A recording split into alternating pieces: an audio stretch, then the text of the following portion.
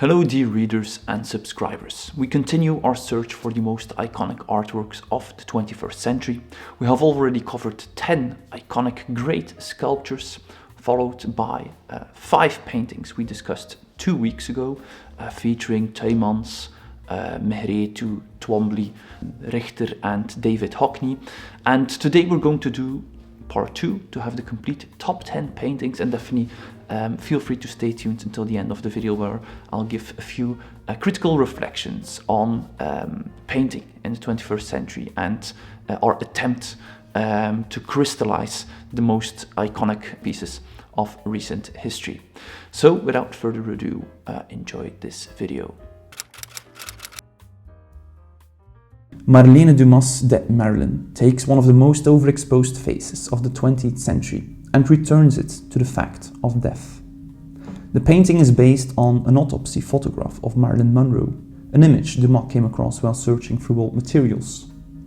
In her hands, Monroe is no longer the polished icon of popular culture, courtesy of Andy Warhol, but a spectral and deeply uncomfortable presence. A shift that matters and characteristic of Dumas' approach towards second-hand imagery. Dumas has long worked with found images, often transforming photographs already burdened with public circulation into paintings of emotional and moral intensity.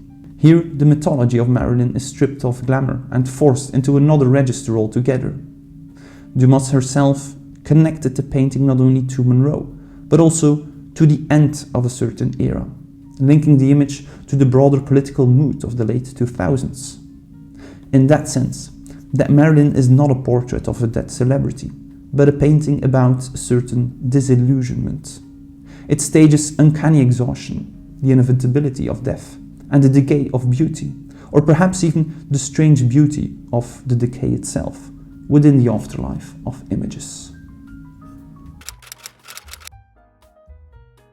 Nicole Eisenman's Triumph of Poverty of 2009 is a complex and allegorical painting made in the aftermath of the 2008 financial crisis, responding to the economic downturn and the fraught political atmosphere in the United States.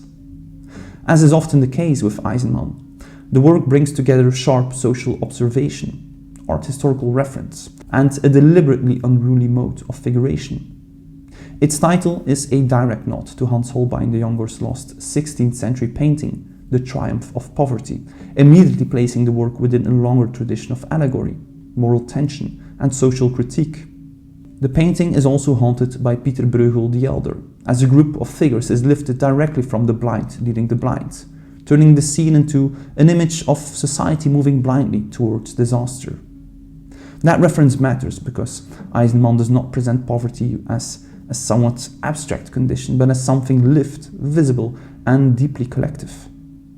If works such as Beer Garden with AK, Sloppy Barroom Kiss, or Morning Studio may feel more refined or visually seductive within her broader oeuvre, I believe that The Triumph of Poverty remains one of her most telling paintings of the late 2000s, as a bitterly funny, unsettling, and painfully lucid portrait of a world already coming apart. Mickalene Thomas' Le Déjeuner sur l'herbe, Les Trois Femmes Noires of 2010 is both a direct homage to and a pointed revision of Édouard Manet's Le Déjeuner sur l'herbe of 1863. Monumental in scale and composed in Thomas's signature language of pattern, collage, rhinestones and painting, the work presents 3 black women in an ornate setting with a striking sense of confidence, sensuality and presence.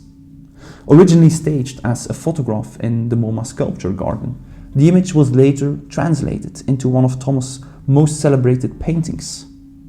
The importance of the work lies not only in the art historical reference, of course, but in how decisively Thomas shifts its terms. A composition once associated with modern painting scandal is here reoccupied by 3 women who meet the viewer's gaze with complete self-possession, and that's what the painting is about. The painting is theatrical and unapologetically beautiful, but also sharp in what it claims and especially rewrites. By inserting black female presence into a canonical image from which it had been excluded, Thomas turns quotation into reassertion.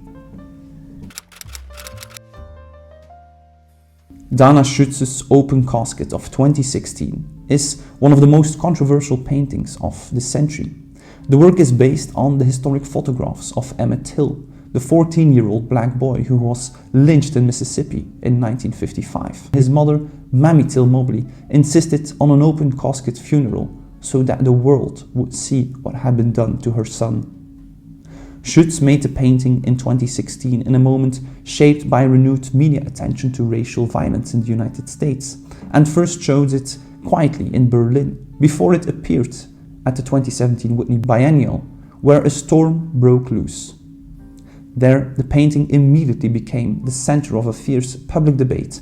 Artist Parker Bright protested in front of the painting wearing a shirt reading Black Death Spectacle, accusing Schutz of turning black trauma into cultural capital, one could say, while Hannah Black's open letter called for the work's removal. Either way, even if Open Casket is not Dana Schutz's strongest painting, in my humble opinion, it remains one of the most charged case studies in recent painting, making its place in the history of 21st century art difficult, if not impossible, to ignore.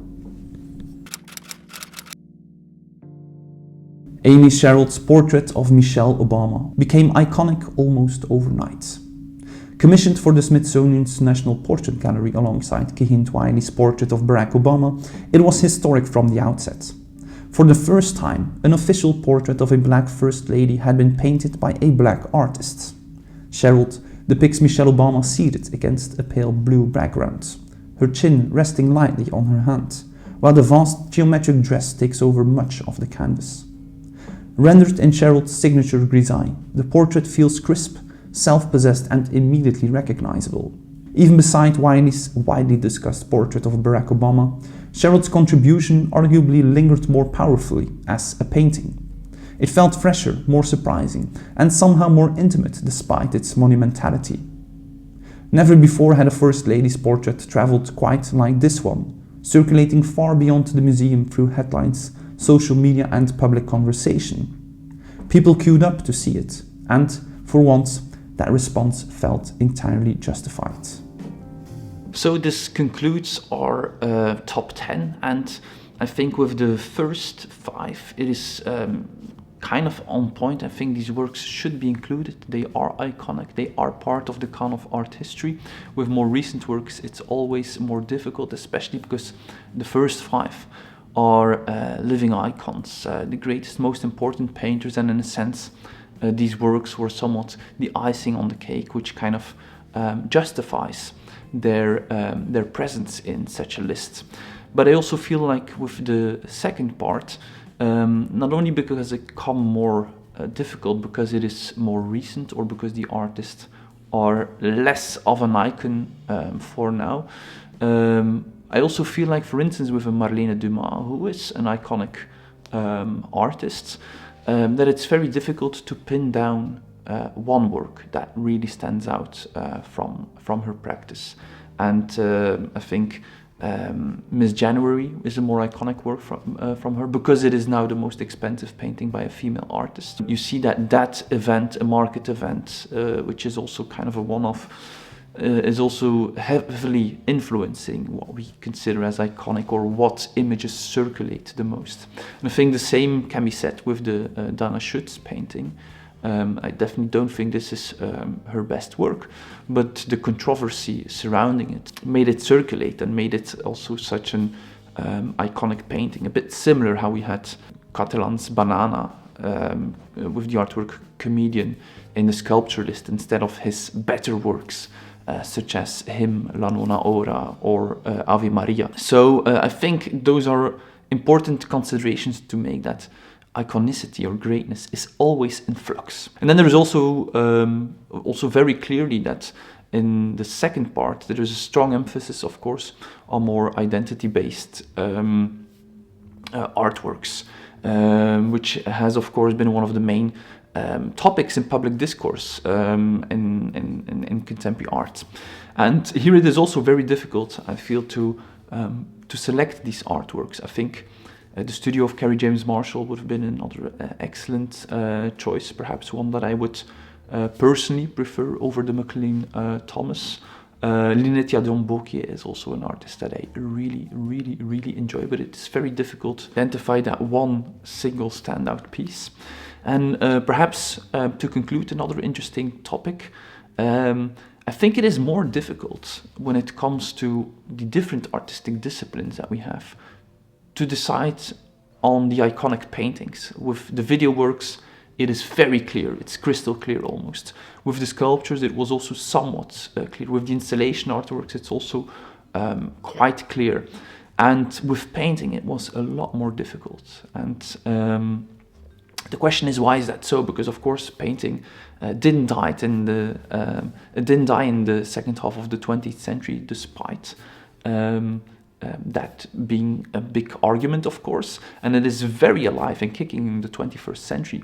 Yet, for instance, in I think it's Art News list of 100 of the best works of the 21st century, I think 5 of them are paintings. Even though, for instance, if we have a look at the art market, then 60% are paintings, and most artists are painters. So there is this abundance of painting. And then also at the highest level, the level of greatness, iconicity, then painting almost feels unrepresented or unclear. I would love to hear your thoughts about that contradiction in the comment section. That being said, thank you very much for tuning in once more. Feel free to head over to our online magazine for more contemporary art, more articles, more top lists, more curated anthologies.